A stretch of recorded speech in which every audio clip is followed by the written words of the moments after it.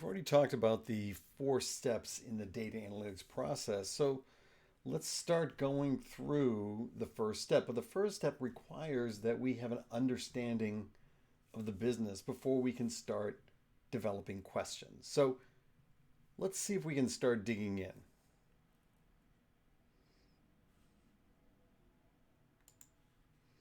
What I've given you in Canvas are 2 data companies. The 2 data companies, and I'll bring them up here,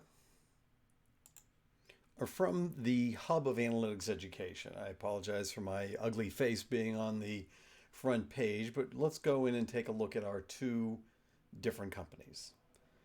So the first company we've got is referred to as Bivitor. So we'll just click in here and take a look at what is in Bivitor. So Bivitor just gives us a little bit of an understanding of what Bivitor is.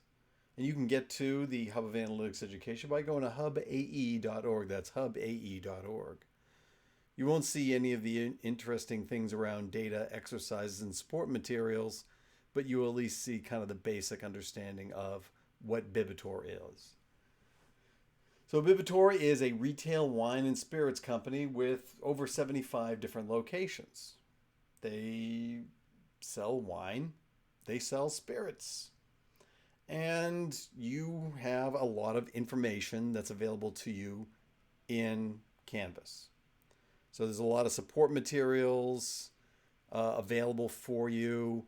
They are located in the fictitious state of Lincoln. So we had to create a fictitious state. We've got that. So when we go over to look in our different modules in Canvas, you'll notice that when you go to the modules,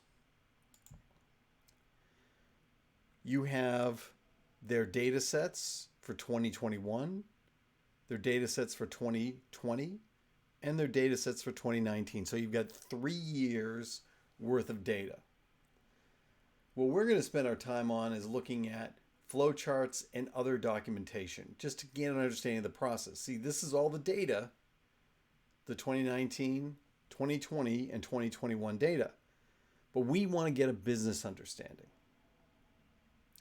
We also have provided you with another data company, BCGG, with the 2021, 2020, and the 2019 data, along with all sorts of other information.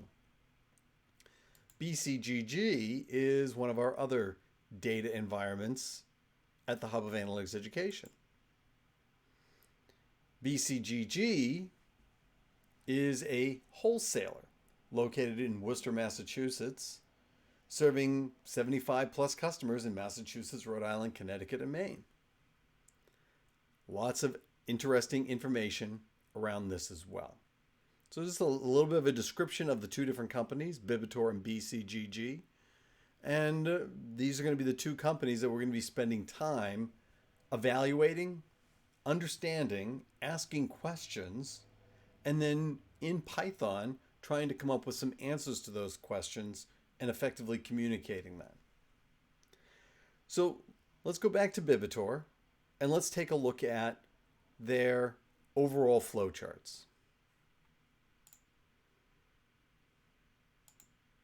So here is the Bivitor LLC, Lincoln State's premier retailer for wine and spirits. And this is their process flowcharts. I'll just make this a little bit smaller so it fits on the page. So this is the overall process flowchart, and you'll notice that the green is the sales portion of the flowchart, and the red burgundy, if you will, is the purchasing part of the flowchart. And so this gives us a little bit of an understanding about how customers make purchases, going to the different stores. There's a front-end purchase point of sale system. The employee enters the transactions in the front-end point of sale system. If it is cash and credit receipt information is reconciled and sent to the banks. So we have Visa and MasterCard. So we've got processes occurring.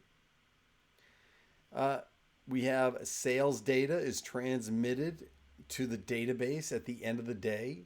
So each one of these point of sale systems accumulates all of the sales at every single day and transmits that to their ERP, their enterprise resource planning tool, NetSuite.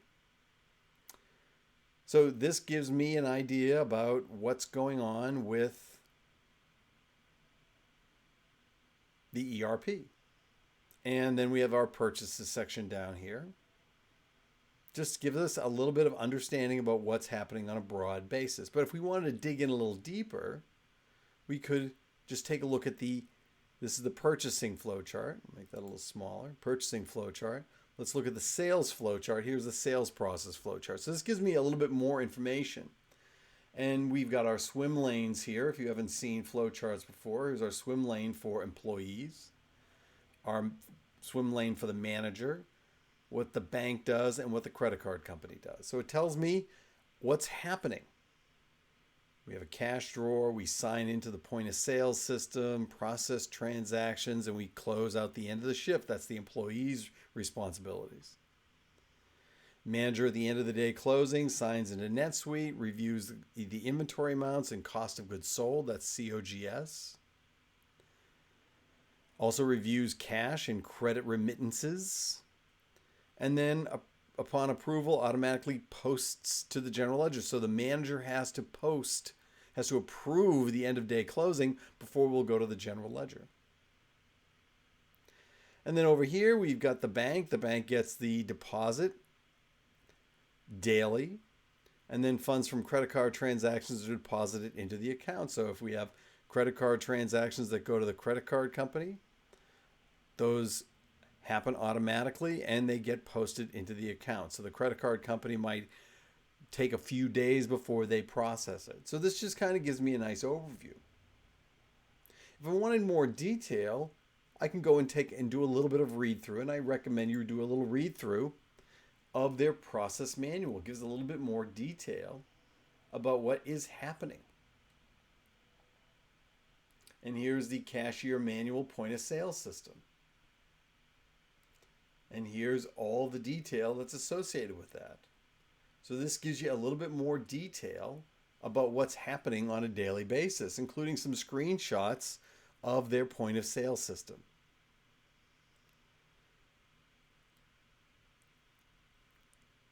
So from this, we can start thinking about, well, what kinds of things do we want to ask? But you've got to gain an understanding about the process before you can start asking very interesting questions. And so our goal for this was just to dig in. You have process manuals for Bibitor, you have purchasing, you have sales, and you also have payroll. For BCGG, you have purchasing and you have sales. So lots of different information to evaluate to determine and gain an understanding of the business.